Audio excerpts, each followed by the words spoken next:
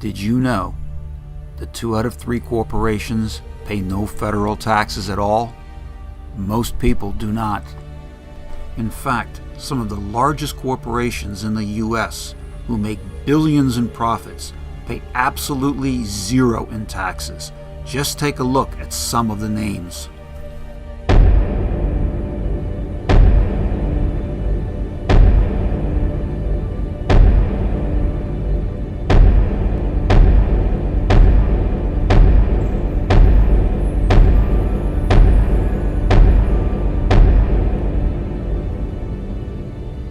More and more people are becoming aware of this fact, and hundreds of demonstrators met in Union Square Park in New York to protest the fact that Bank of America, just one of these corporations, was not paying their taxes. I would like to ask all the Democrats and all the Republicans in the White House in Washington, why is it that when the Federal Reserve could give $3.3 trillion and 22,000 transactions, all secret, to banks, hedge funds, equity partnerships, they couldn't stop one home from being foreclosed on?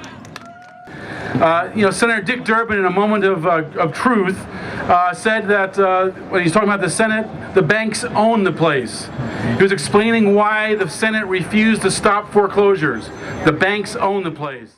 The real story is that we could increase the revenue rather than cutting these programs by actually taxing the corporations that aren't paying taxes. Bank of America is a poster child for this because they made $4.4 billion in profit last year. And instead of paying taxes, they got a $1.9 billion refund. If you're out there and you're facing foreclosure, you're dealing with your lenders, irrespective of who the lenders are, you're not alone.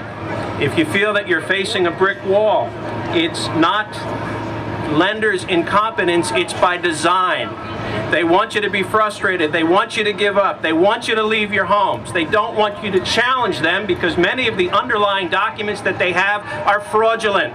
We stand today before the gates of one of our temples of finance, where greed and profit are the highest good, where self-worth is determined by the ability to amass wealth and power at the expense of others, where laws are manipulated, rewritten, and broken, where the endless treadmill of consumption defines human progress, where fraud and crimes are the tools of business.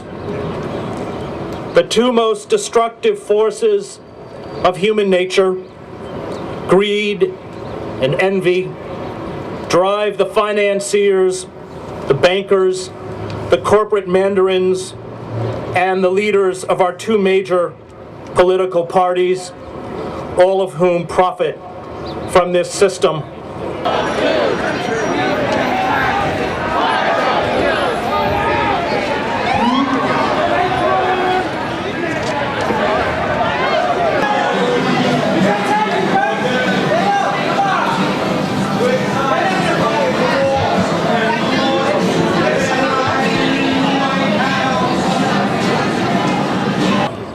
And after looting the U.S. Treasury, these corporations demand, in the name of austerity, that we abolish food programs for children, heating assistance, and medical care for our elderly, and public education. They demand that we tolerate a permanent underclass that will leave 1 in 6 workers without work, that condemns tens of millions of Americans to subsistence living and tosses our mentally ill onto heating grates. Those without power, those who these corporations deem to be ordinary, are cast aside like human refuse. It is what the God of the market demands.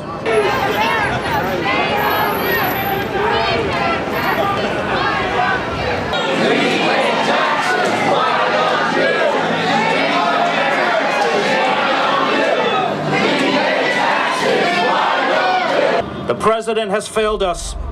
The Congress has failed us. The courts have failed us. The press has failed us. The universities have failed us. Our process of electoral democracy has failed us. There are no structures or institutions left that have not been contaminated or destroyed by corporations, and this means that it is now up to us